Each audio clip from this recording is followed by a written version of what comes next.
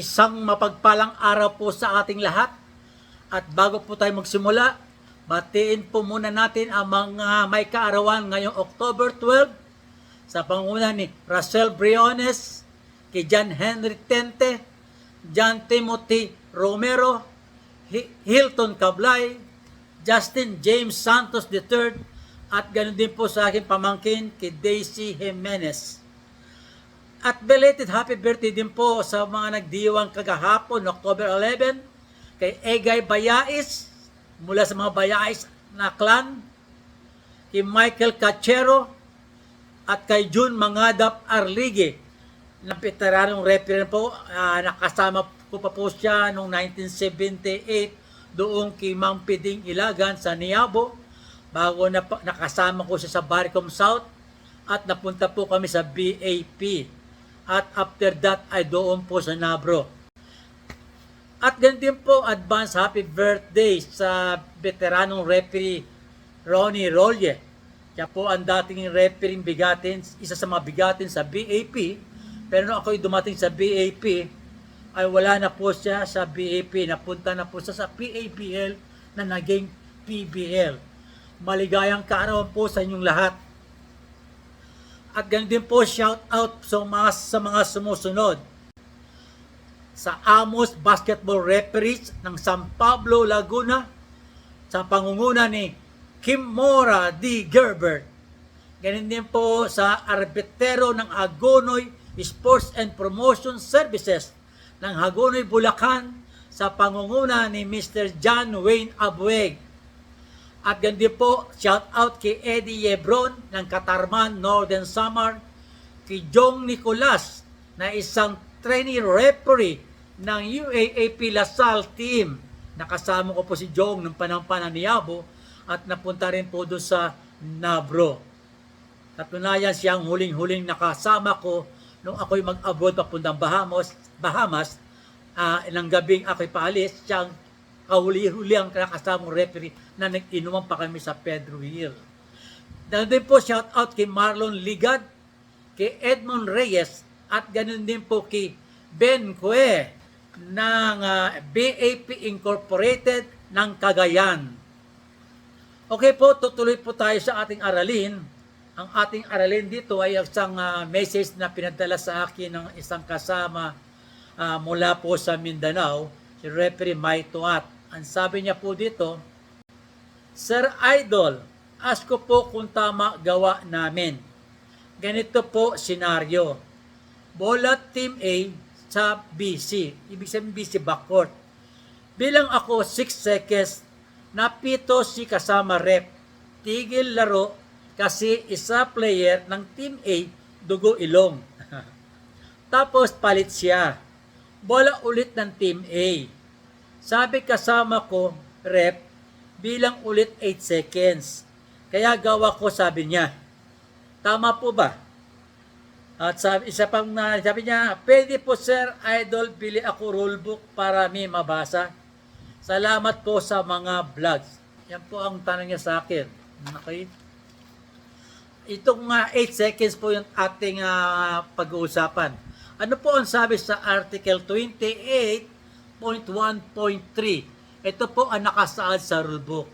Ang sabi doon, the 8-second period shall continue with any time remaining when the same team that previously had control of the ball is awarded a throw-in in the backcourt as a result of, okay, Tagalogin po natin para lalo maintindihan. Ang sabi po sa Tagalog, sa wikang Tagalog, ang pagbilang ng 8 segundo ay ipagpapatuloy kung ang team na may possession ng bola na mangyari ang pagtigil at sa kanila pa rin ang possession at ang throw-in sa backcourt. Mangyayari ito sa mga sumusunod na sitwasyon. Okay? Yan po sa salin Tagalog. Okay? Paano po? Ang sabi doon sa Article 28.1.3, sabi doon, a ball having been caused to go out of bounds.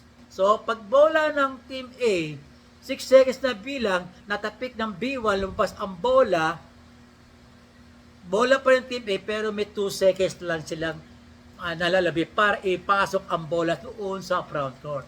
Okay? Ang pangalawa, ang sabi doon, a player of that same team having been injured. Ito po yun, sinabi natin. Bola ng Team A daw, na-injured yung isang player A1. Kung ito referee, pero resumption nun, 2 seconds na lang po ang pwedeng gamitin ng Team A. Kasi ka-teammate nyo po ang na-injured. Okay?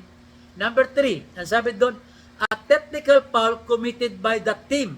Pag bola ng Team A, na bilang ng 6 seconds, na technical yung A1 o yung bench, after that, may technical free throw ang Team B. Pero bola pa rin ang Team A, pero 2 seconds na lang ang kanilang naiiwan para ipasok ang bola doon sa front court o itawid ang bola sa front court.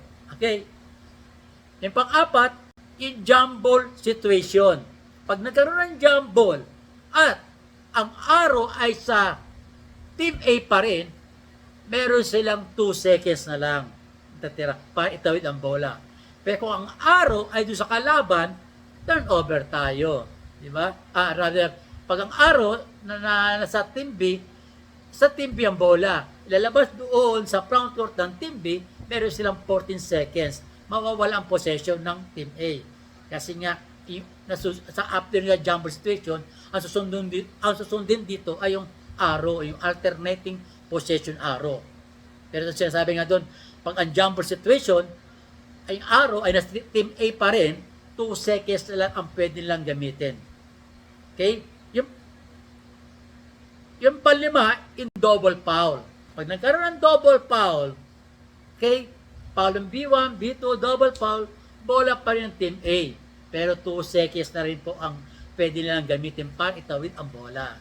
Then, at ang huli, yung cancellation of equal penalties on both teams. Pag nagkaroon ng foul at equal penalties, unsportsmanlike foul to, unsportsmanlike foul kabila, equal penalty, bola pa rin Team A. Okay? At meron sila ng 2 seconds na lang na gagamitin dahil nabilangan nga po ng 6 seconds. Yan po ang sagot sa iyong katanungan. Mali po yung ginawa nyo na binalik nyo sa 8 seconds count. Dapat 2 seconds lang pwedeng gamitin dahil nagdugo ang ilong yung pong player ng Team A. Okay pa? Yung pong katanungan nyo na kung pwedeng makabili ng rulebook, okay po, sa ngayon wala pa pong gawang bagong rulebook, pero asahan nyo po, pag ako ay nagkaroon ng rulebook o whatever, bibili ako, papadalan ko po kayo, huwag niyo pabayaran. Regalo ko lang po sa inyo. Maliwanag mo ba? Basta bigyan nyo na sa akin yung complete address nyo. Okay? Bago po tayo magwakas, huwag po natin kalimutang mag-like, mag-share, mag-follow, at mag-subscribe sa aking YouTube channel. At muli, bago po tayo magwakas, mag-iiwan tayo ng isang salita ng Diyos na matatagpuan sa Mateo chapter 6, verse 25 hanggang 27. Sabi po doon, therefore I tell you, do not worry about your life, what you will eat or drink, or about your body, what you will wear. Is not life more important than food, and the body more important than clothes? Look at the birds of the air. They do not sow or reap or store away in barns, and yet Heavenly Father feeds them. Are you not much more valuable than they? Who of you by worrying can add a single hour to his life? Yan po ang salita ng Diyos. At muli, maraming salamat po sa inyo lahat. At hanggang sa muli, bye-bye!